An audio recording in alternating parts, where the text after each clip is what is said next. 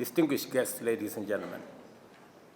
First, I thank the people and government of China for inviting us for this very important and historic high-level meeting focusing on high-quality belt and road cooperation, and for their warm welcome extended to all of us. I also acknowledge the deep appreciation and leadership of the FOCA co-chairs and the work done by the Secretariat to diligently coordinate all the preparatory activities which have made this high-level meeting possible. Further, I take this opportunity to commend the strong vision and effective leadership through which His Excellency President Xi Jinping has made unique contributions to the strengthening of cooperation between Africa and China, particularly through the Belt and Road Initiative and the 4 global initiatives which encompass a broad range of transformative undertakings in development, security, and culture, and for the wide-ranging statement and the 10-point partnership action plan that encompasses China's support for Africa to access concessional resources and credit facilities, and for opening up China's market to those of us in the African continent.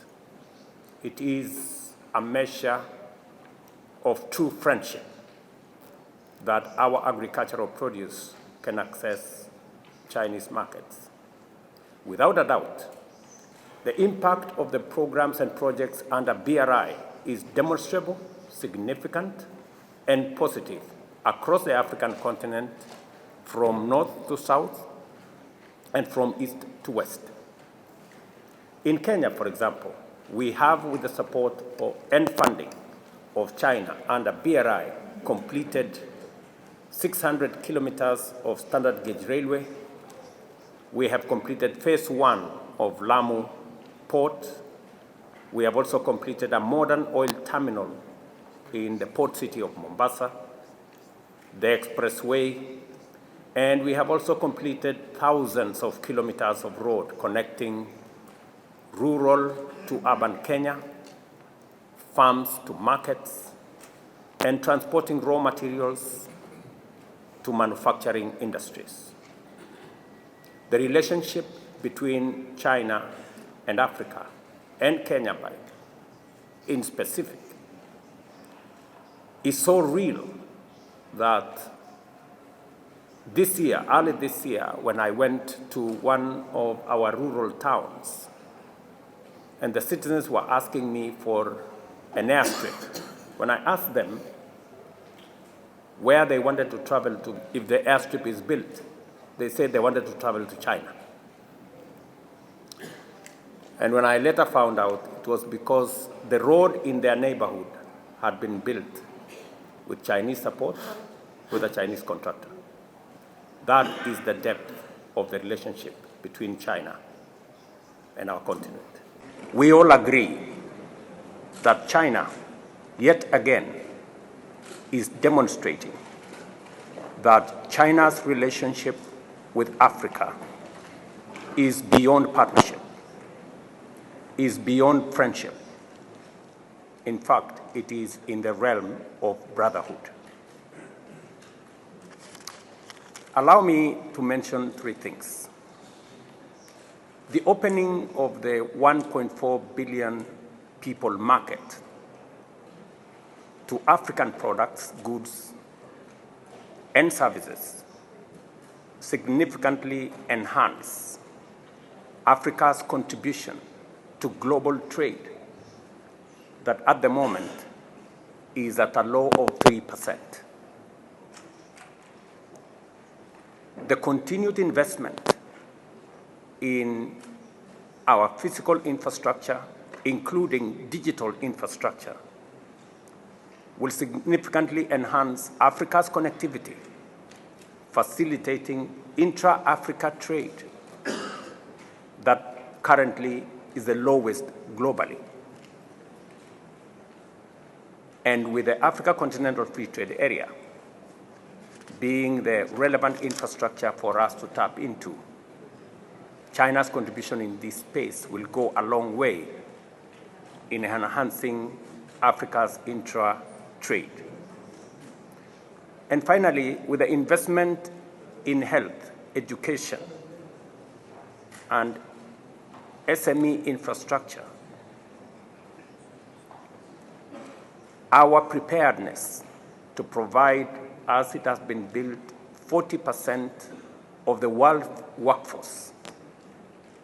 These investments will assist us deal with our demographic dividend, our young people and women, to equip them with knowledge, skills, and expertise to be able to participate meaningfully in not just Africa's prosperity, but global good as well. You all agree, ladies and gentlemen, that in this context, it is correct to say, long live China-Africa relationship. We therefore fully appreciate the promise of the Belt and Road Initiative to transform Africa through road, rail, and air connectivity and other infrastructures, thereby unlocking the vast potential for intra-Africa trade from its present low level of 15%, and to facilitate the actualization of the Africa Continental Free Trade Area. This will enable Africa to unleash its huge manufacturing potential by deploying our enormous renewable energy assets and significant mineral resources to power the continent's ambitious drive to sustainable growth and inclusive prosperity.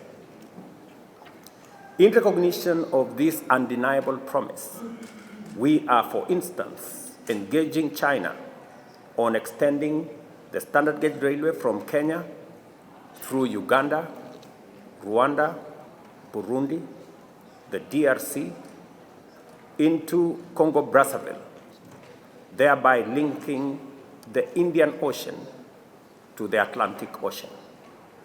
When it is finally implemented, this single project under BRI will deliver for our nations and peoples unprecedented transformation.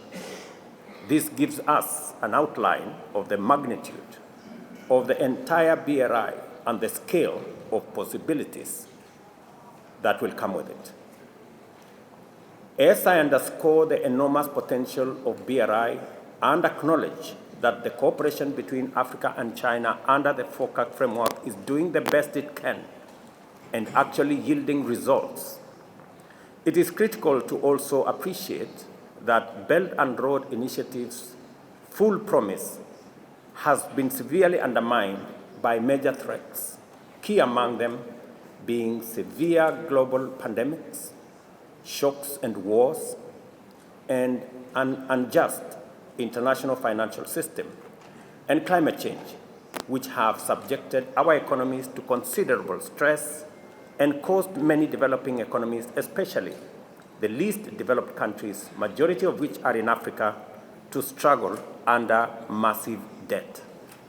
In turn, this undesirable state of affairs has had the negative effect of making African countries unable to fully tap into the vast array of opportunities presented by the Belt and Road Initiative. It is for this reason that, in keeping with the best spirit of South-South solidarity, I respectfully call on each one of you, Your Excellencies, to lend your full support to China and Africa to work closely together on the following 4 critical areas.